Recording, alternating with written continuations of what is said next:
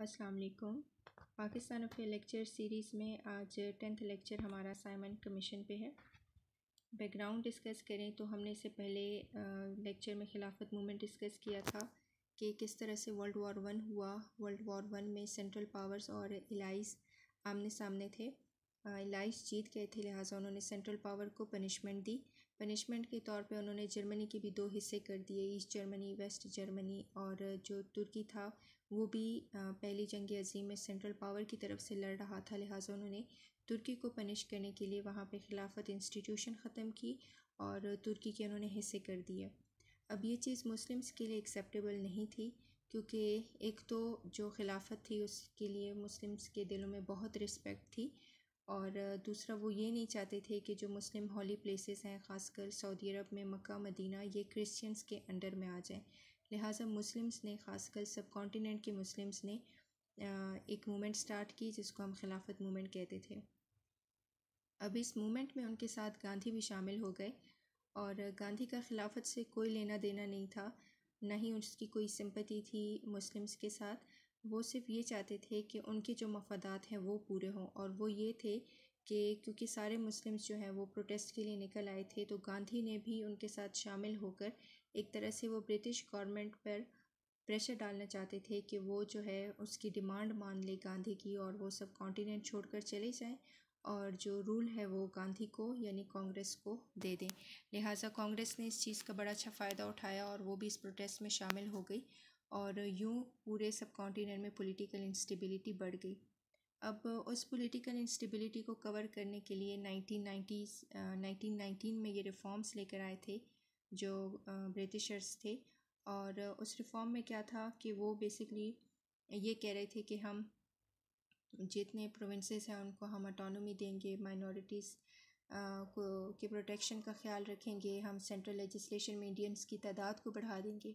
तो वो इस तरह के कुछ रिफॉर्म्स लेकर आए थे 1919 में, लेकिन वो रिफॉर्म्स जो हैं वो इंडियंस के लिए यानी हिंदू और मुस्लिम लीग और कांग्रेस दोनों के लिए एक्सेप्टेबल नहीं थे।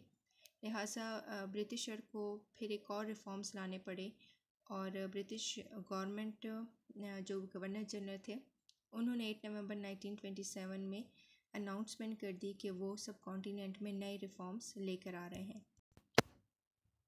लिहाजा एक कमेटी बनाई गई, और उस कमेटी के जो हेड थे वो साइमन जॉन थे, इसलिए हम इस कमीशन को साइमन कमीशन कहते हैं। सजेशंस क्या थी इस कमीशन की? तो सजेशंस को डिस्कस करने से पहले एक चीज़ यहाँ इम्पॉर्टेंट है कि इस दौरान जो मुस्लिम लीग थे उसमें 2 ग्रुप्स बन गए थे। एक को हम जिन्ना ग्रुप कहते थे जो मोहम्मद अली जिन्ना को सपोर्ट करते हैं, और दूसरे शाफ़ी लीग जो मोहम्मद अली शाफ़ी को सपोर्ट करते थे। वैसे इन दोनों ने ही साइमन कमीशन को साइमन कमीशन के सजेशंस को अभी इन्होंने एक्सेप्ट नहीं किया था, लेकिन ये चीज़ जितनी भी वहाँ उस वक्त पॉलिटिकल पार्टीज़ थी, चाहे वो मुस्लिम लीग के ग्रुप्स थे या कांग्रेस था, कि एटलीस्ट वो कमीशन आए और वो हमें रिफॉर्म्स देकर जाए कि वो किस तरह के रिफॉर्म्स हैं। डिसाइड इन्होंने बाद में करना था कि वो इनके लिए एक्सेप्टेबल हैं कि नहीं है। तो फाइनली मई 1930 में साइमन कमीशन जो है वो अपने रिफॉर्म्स लेकर आए, और अब उन रिफॉर्म्स में क्या था, उन्होंने फ़ेडरल गवर्नमेंट की बात की कि फ़ेडरल गवर्नमेंट होगा यानी सेंटर के पास भी पावर होगा और प्रोविंसेस के पास भी पावर होगा। अब ये वो पॉइंट था जो कांग्रेस के लिए बिल्कुल एक्सेप्टेबल नहीं था, क्योंकि गांधी जो है वो हमेशा यूनिटरी फॉर्म ऑफ गवर्नमेंट को सपोर्ट करता था और जॉइंट इलेक्टोरेट को सपोर्ट करता था।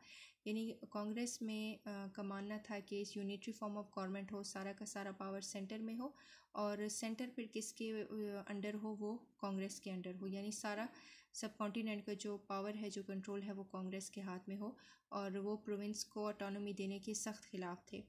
तो यहाँ इन्होंने फेडरल वे ऑफ गवर्नमेंट की बात की, फिर उन्होंने प्रोविजनल ऑटोनॉमी की बात की, और separation of Sindh from Bombay, यानी उस वक्त जो सिंध था वो मुंबई के साथ था, तो लिहाजा इन्होंने रिफॉर्म्स में लेकर आए कि वो सिंध को भी एक अलग सूबे का दर्जा देंगे। फिर implementation of reformation in north west frontier province के जो बाकी प्रोविंसेस में जो कॉन्स्टिट्यूशनल रिफॉर्म्स होंगे वही जो है वो NWFP में भी इम्प्लीमेंट किए जाएंगे। फिर कंटिन्यूएशन ऑफ सेपरेट इलेक्टोरेट, अब ये चीज़ जो थी ये मुस्लिम्स के हक़ में थी, क्योंकि मुसलमान हमेशा से ही ये डिमांड करते थे कि उनको सेपरेट इलेक्टोरेट दिया जाए, और ये डिमांड जो है उनकी एक्सेप्ट भी की गई थी। और इस रिफॉर्म में भी बाकायदा तौर पर इस चीज़ का जिक्र हुआ था कि सब कॉन्टिनेंट में सेपरेट इलेक्टोरेट हो गई, यानी मुस्लिम्स अपनी सीट्स पे इलेक्ट होकर आएंगे और हिंदू अपनी सीट्स पर। फिर मुस्लिम रिप्रेजेंटेशन की बात हुई तो माइनॉरिटी प्रोविंसेस में, मतलब जहाँ पे मुस्लिम माइनॉरिटी में है, तो वहाँ मुसलमानों की रिप्रेजेंटेशन को उनके पॉपुलेशन से थोड़ा सा ज़्यादा दिया जाएगा। लेकिन अब जैसे पंजाब या बंगाल हो गया, तो ये बहुत बड़े प्रोविंसेस थे और वहाँ पे भी एक पूरा हिस्सा इस तरह का था जो मुस्लिम मेजॉरिटी का था, लेकिन वहाँ पे मुस्लिम्स के लिए कोई सीट रिज़र्व नहीं की गई थी। अब इसके अलावा इन्होंने मुस्लिम रिप्रेजेंटेशन, जो मुसलमानों की डिमांड थी कि हमें सेंट्रल में आप 1/3 रिप्रेजेंटेशन दोगे, तो इन्होंने ये चीज़ एक्सेप्ट नहीं की। और माइनॉरिटीज़ की रिप्रेजेंटेशन को इन्होंने एक्सेप्ट किया कि वो माइनॉरिटीज़ को भी रिप्रेजेंटेशन देंगे, और जो स्टेटस है सेंट्रल एडमिनिस्ट्रेशन का वो एसएच ही रहेगा। अब ये वो तमाम रिफॉर्म्स थे जो साइमन कमीशन ने, यानी साइमन रिपोर्ट ने बनाए थे। ये उसकी सिर्फ समरी थी, और अब देखते हैं कि इस पर इंडियंस का क्या रिएक्शन था। Large scale agitation was launch against the Simon commission and it had to face enormous violent agitation from the people. Commission was greeted with hostile demonstration, black flags, angry slogans like "Go back, Simon, go back." अब इसमें क्या था कि कांग्रेस ने इसको क्यों reject किया, क्योंकि इन्होंने फेडरल फॉर्म ऑफ गवर्नमेंट की बात की और वो यूनिटरी चाहते थे। इन्होंने प्रोविजनल अटोनॉमी की बात की और वो प्रोविंसेस को कोई अटोनॉमी नहीं देना चाहते। कांग्रेस चाहता था कि सारा का सारा पावर जो है वो सेंटर के पास हो। कायद-ए-आज़म ने भी बाइकआउट किया साइमन कमीशन का, क्योंकि वो मुस्लिम्स को 1/3 रिप्रेजेंटेशन भी नहीं दे रहे थे।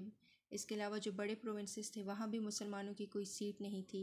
सिर्फ जहाँ पे माइनॉरिटी प्रोविंसेस थे, सिर्फ वहाँ पे मुसलमानों को उन्होंने रिप्रेजेंटेशन दी, तो ये मुस्लिम के फेवर में ये बात नहीं जाती थी। और जो दूसरा ग्रुप था सर मोहम्मद शाफ़ी का, तो उन्होंने साइमन कमीशन के जो रिफॉर्म्स हैं उनको एक्सेप्ट कर लिया था। लेकिन क्योंकि एक ग्रुप ने एक्सेप्ट किया था, बाकी जो कांग्रेस थी या जो जिना लीग था वो रिजेक्ट किया था उन्होंने, लिहाजा साइमन कमीशन को हम कह सकते हैं कि दोबारा से ये रिफॉर्म्स भी फेल हो गए। अब कंक्लूजन क्या है इसका? कंक्लूजन यही है कि ब्रिटिश जो है वो काफ़ी सालों से कोशिश कर रहे थे कॉन्स्टिट्यूशनल क्राइसिस को ख़त्म करने की, कि किसी तरह से सब कॉन्टिनेंट में कॉन्स्टिट्यूशनल रिफॉर्म्स लेकर आएँ और कॉन्स्टिट्यूशन की इम्प्लीमेंटेशन हो। लेकिन वो जिस तरह के रिफॉर्म्स लेकर आते थे वो ना तो कांग्रेस के लिए एक्सेप्टेबल थी, ना ही मुस्लिम्स के लिए। लिहाजा अब तक वो जितने भी रिफॉर्म्स लेकर आए इन दोनों कंट्रीज़ ने उसको नहीं माना। और एक रीज़न ये भी थी कि जो वो रिफॉर्म्स कमेटी बनाते थे वहाँ पे इंडियंस को वो शामिल नहीं करते थे, और इस वजह से भी कांग्रेस और मुस्लिम लीग उसको रिजेक्ट करती थी कि अगर आप सब कॉन्टिनेंट के लिए कॉन्स्टिट्यूशन बना रहे हो तो उस कमेटी में फिर सब कॉन्टिनेंट के लोगों को भी होना चाहिए, इंडियंस को भी होना चाहिए। आप हमारी भी राय ले लो कि हमें किस तरह के रिफॉर्म्स चाहिए। तो जो अंग्रेज़ थे वो अपने ही तौर पे रिफॉर्म्स लेकर आते थे, इस वजह से हमेशा ही उनके रिफॉर्म्स को रिजेक्ट किया जाता था।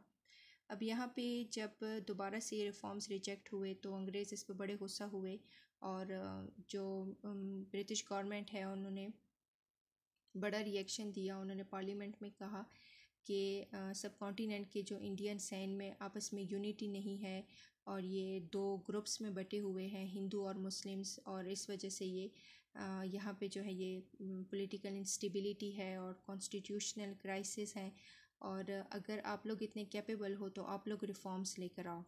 अब ये एक तरह से उन्होंने चैलेंज किया था मुस्लिम लीग को और कांग्रेस को, और इसके जवाब में नेहरू जो रिफॉर्म्स लेकर आया था उसको हम नेहरू रिपोर्ट कहते हैं, और जिना जो रिफॉर्म्स लेकर आए थे उन्हें हम जिनास 14 पॉइंट कहते हैं। तो नेक्स्ट लेक्चर में अब हम उन रिफॉर्म्स को भी पढ़ते हैं कि नेहरू ने कौन से रिफॉर्म्स की बात की थी और फिर जिना ने कौन से रिफॉर्म्स की बात की थी। लेकिन कंक्लूजन में आप ये कह देंगे कि जो साइमन कमीशन है ये भी फेल हो गया था, क्योंकि इसके रिफॉर्म्स जो थे वो इंडियंस ने नहीं माने। So this is all about Simon commission.